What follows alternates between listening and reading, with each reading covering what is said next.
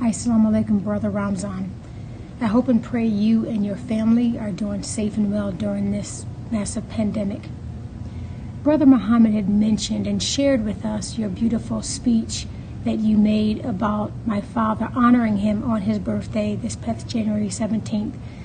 I thought it was most beautiful, sincere, and kind of you to take the time during this worldwide pandemic to share such a wonderful, inspirational story about my father, honoring him on his birthday.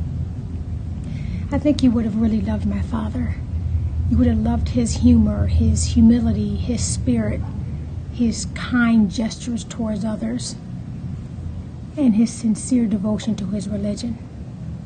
I hope and pray one day in the near future, inshallah, me and my family are graced with your presence and that we get a chance to meet you in Grozny one day soon. And maybe we can share stories about my father, his life, and his legacy. May Allah protect you and your family. Assalamu alaikum, and your sister in Islam. Assalamu alaikum.